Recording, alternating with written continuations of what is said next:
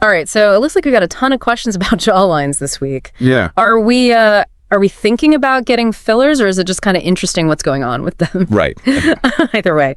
I think this will be fun to kind of deep dive into the science and the culture and even the psychology behind this like surprisingly fascinating facial feature. Yeah, and I think what's really interesting is that it does seem to go beyond just like surface level beauty standards. Yeah, totally. So it'll be like unpacking biological factors, historical context, and even like the psychology behind why a strong jawline projects certain impressions. Yeah. And like whether that's fair or just like a cultural construct. Yeah, absolutely. And one of the articles mentioned that like genetics plays a huge role in jawline shape.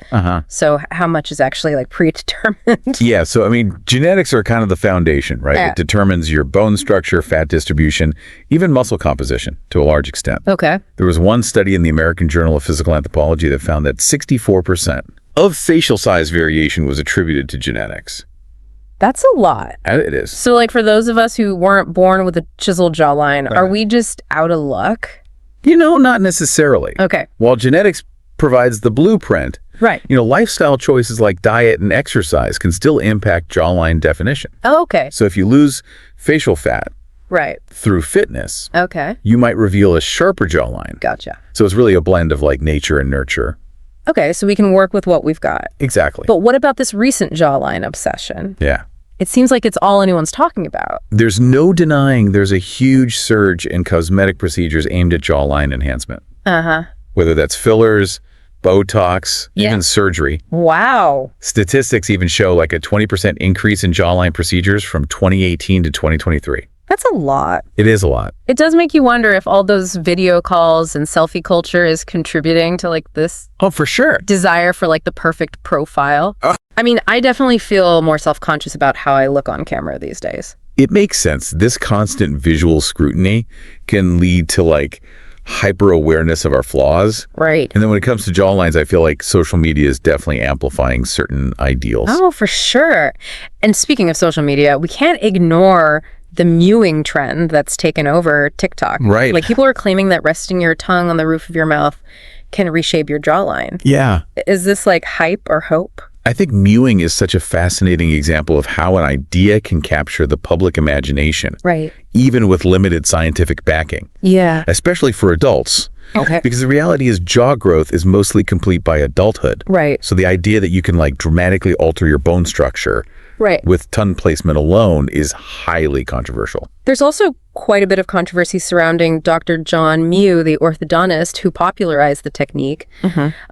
Some experts have questioned his credentials and like the scientific basis for his claims. Right. And I think with anything like this, it's so important to approach these trends with a healthy dose of skepticism. Yeah. Right.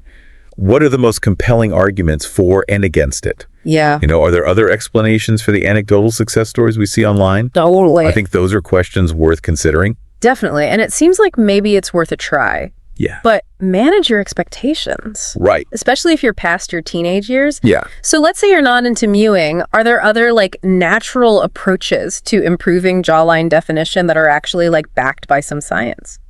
Yeah. You know, facial massage is one technique that has some potential. Okay. It won't like reshape bones. Right. But it can relax jaw muscles, improve circulation, potentially lead to a more defined look. Okay. And as a bonus, it feels great.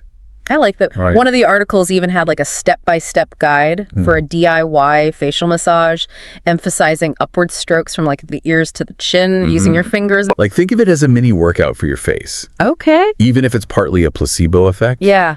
Feeling good about yourself can go a long way. Totally. So we've talked about genetics and some DIY techniques. Yeah. But what about the jawlines we see in like pop culture? Those celebrities with jawlines that could cut glass. Right. Like they have to be influencing our perceptions of beauty, right? Oh, they definitely play a role. Yeah. I mean, think of Angelina Jolie, Brad Pitt, Chris Hemsworth. Yeah. Their faces are plastered everywhere. Yeah. And their strong jawlines have become iconic. Totally. It makes you wonder if there's an evolutionary reason why we find these features so appealing. Yeah, and one article I read even brought up King Charles. Oh, wow. and his very prominent jawline. Interesting. It's not just a Hollywood thing. Right. It seems like a strong jawline has been considered attractive across like different eras and cultures. That is really interesting. And what's fascinating is there's research suggesting that people with strong jawlines are often perceived as more confident, more dominant, even more competent. Yeah. Really, there's actual science behind that. There was one study found that candidates with stronger jawlines were rated higher Wow. in simulated job interviews. No way. Yeah. So, That's incredible. yeah, it raises all sorts of interesting questions. It makes you think twice about how much we judge people Right. based on their appearance, even subconsciously. Yeah. Are we wired to associate certain features with positive qualities? Right. It seems like it.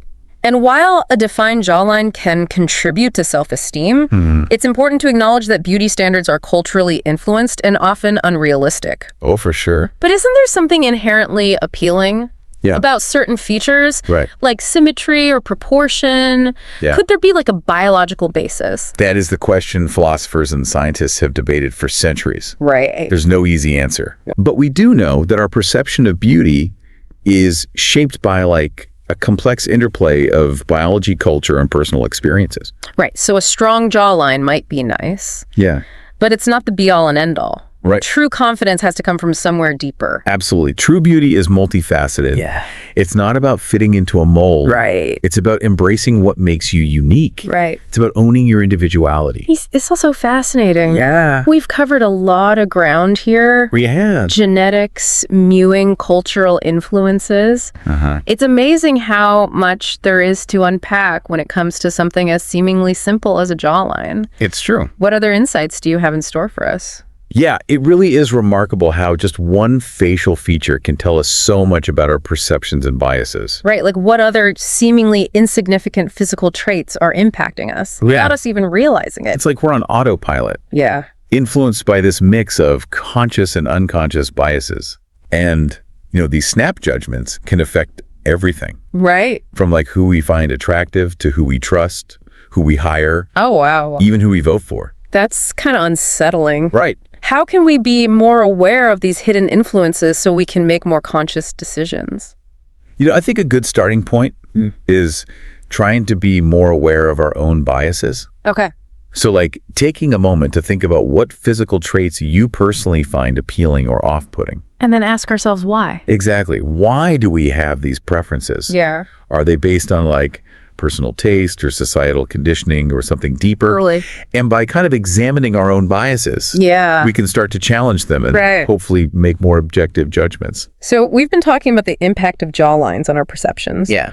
But one of the articles mentioned this idea of the golden ratio when it comes to like facial proportions. Right. Can you explain what that is and how it relates to beauty? So the golden ratio is this mathematical concept Right. that's been fascinating. Mathematicians, artists, and architects for like centuries. Right. It's often found in nature and in art, and it represents this kind of ideal proportion. I remember learning about that in art class. Oh, yeah? And being amazed at how it showed up in everything, from ancient Greek sculptures to the spiral of a nautilus shell. Right. It makes you think that there's like some universal language of beauty It's true. embedded in our brains. Yeah, and some people believe that a jawline that kind of aligns with this golden ratio is considered more aesthetically pleasing. So there are cosmetic surgeons who use this ratio as a guide when they're doing jawline enhancements. It's so interesting how mathematical concepts Yeah. can be applied to our perception of beauty. Right. But it begs the question, is beauty truly objective? Right. Or is it all subjective and culturally constructed? It's like that age-old debate, is beauty in the eye of the beholder? Right. Or are there universal standards that transcend culture and time? Yeah, that is a fascinating question. Yeah. And I don't think there's an easy answer. Right. But I think what we can say for sure Yeah. is that our perceptions of beauty are shaped by this really complex interplay of factors. Yeah. From biology and evolution to culture and personal experiences. And with the rise of social media and all these digital filters, Right. those beauty standards are changing faster than ever. Absolutely. It's a constant evolution. Yeah. What was considered beautiful 100 years ago might not be considered beautiful today. Right. And this rapidly changing landscape can make it even harder to cultivate self-acceptance. Right. So how do we learn to appreciate our own unique beauty? Yeah, I think the key is to try to focus on what makes us feel good, Okay. both physically and mentally. So that could mean working out, practicing mindfulness, cultivating like a more positive self-image, Absolutely. or even just surrounding yourself with people who appreciate us. Exactly. It's about finding what works for you and focusing on your unique journey Okay. rather than trying to fit into someone else's mold. Speaking of different molds, one of the articles highlighted that beauty standards vary widely across cultures. For sure. What might be considered a really desirable jawline in one part of the world might not be as appreciated in another. That's right. For example, some cultures value a more rounded jawline, Okay. while others prefer like a more angular look. Right. And even within the same culture, beauty standards can change over time. Right. Like think about the ideals of like body size and shape over the last century. Exactly. It's a constant evolution. It is. And that's a good thing, right? It means we're moving away from these like rigid, one-size-fits-all definitions of beauty. The more we embrace diversity, Yeah. the more we can appreciate the beauty in everyone, Right. regardless of their jawline or any other physical feature. And the more confident we can all become Exactly. in our own skin. For sure. But I do want to circle back Okay. to jawline enhancement for a moment. I mean, there's a whole spectrum of options out there. Right. From non-invasive techniques to surgical procedures. Right. It's important to remember that these are personal choices, Yeah. and there's no right or wrong answer. And with any cosmetic procedure, there are risks and benefits to consider. Right, so do your research. Yeah. Consult with a qualified professional Definitely. before making any decisions. It's your body, your journey. Exactly. The most important thing is that you feel comfortable and confident in your own skin. And that you make choices that align with your own personal values and goals. Right. But even with all of these options available, we can't ignore the impact of aging on the jawline. Yeah. Even if you're blessed with a strong jawline in your youth, Right. time takes its toll on everyone. It does. As we age, our skin loses elasticity. Our bones thin. Our muscles weaken. Right. And all of those factors can contribute to like a loss of definition Yeah. in the jawline. So what can we do to combat those effects besides like sunscreen and a healthy lifestyle? There are a number of non-surgical options available, Okay. like facial massage, Okay. radio frequency treatments, and even microcurrent therapy. Can you explain how those treatments work? Yeah, so radio frequency treatments use heat to stimulate collagen production and tighten the skin. Okay. And microcurrent therapy uses these low-level electrical currents Okay. to tone and lift facial muscles. That's amazing how technology can help Yeah, with these concerns. it is. But what about those who are considering like more dramatic interventions? So then you have surgical options like facelifts and neck lifts, Okay. which can tighten the skin and the underlying muscles Okay. for a more dramatic result. It's amazing how many options there are. It really is. Yeah. But regardless of which path you choose, Yeah. it's important to have realistic expectations. Right. No procedure can completely stop the aging process. Exactly. And it's crucial to remember that beauty is about more than just physical appearance. It's about feeling good in your own skin at every age. Couldn't agree more. True beauty radiates from within. Right. It's about confidence, vitality, a zest for life. That being said, let's talk about some of those like DIY jawline hacks that we see trending online. Yeah. Are any of them actually effective? But we've already talked about mewing, Right. which has its proponents and its skeptics. But what about things like chewing gum or like using jaw exercisers? So chewing gum can help to strengthen your jaw muscles, Okay.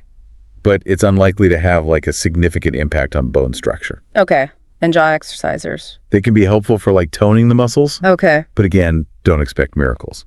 It seems like the best approach is like a combination of healthy habits, targeted exercises, Yeah. maybe some professional help if you need it. I think that's a reasonable approach, Yeah. but ultimately the most important thing is to focus on what makes you feel confident and comfortable. Because when you feel good about yourself, it shows. And that kind of confidence is magnetic. Yeah. It's something you can't fake or buy.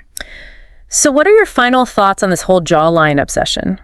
Yeah. Is it just a fleeting trend or is there something deeper at play? I think it's a bit of both. Okay. I mean, there's no doubt that social media and celebrity culture have fueled this fascination with sharp jawlines. But there's also a deeper desire Yeah. for strength, confidence, attractiveness that transcends like any particular era. And the jawline, with its associations with like masculinity and femininity and overall vitality, has become this symbol of those qualities. So it's not about the jawline itself. Right. It's about what it represents. Exactly. It's a reflection of our deeper values and aspirations. I think we've given our listener a lot to chew on today. We have. What is the final provocative thought that you want to leave them with?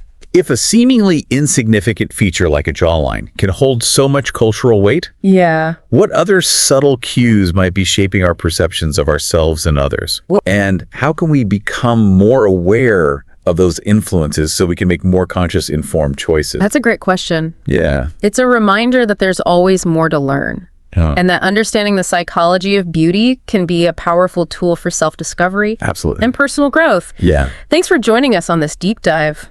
Wow. It really is amazing Yeah. that something as subtle as a jawline can actually like impact how people perceive us in such a big way.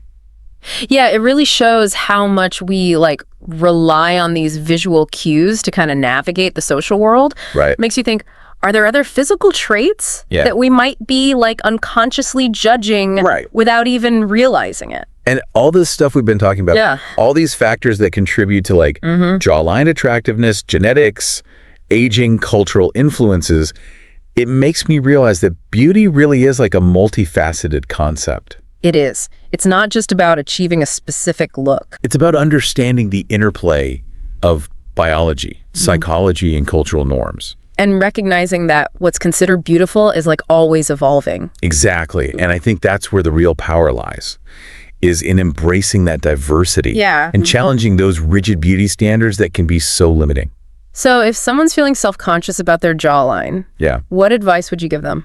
I would encourage them to focus on what makes them feel good about themselves. Okay. Both internally and externally, finding a sense of balance and harmony. So that might mean exploring some of the techniques we've talked about, like facial massage or even cosmetic procedures, if that feels right for them. Right. But it's also about like cultivating that self-acceptance. And recognizing that true beauty comes from within. Right. It's about confidence, self-love, embracing your individuality. Well said. I think that's a perfect note to end on. Yeah. It's been so fascinating, like diving deep into this with you. It really has been a pleasure. Yeah. I hope our listeners walk away feeling more informed and empowered to make choices that align with their own personal values and goals. And to remember that true beauty is about so much more than just a jawline. Right. It's about owning your unique self and like shining from within.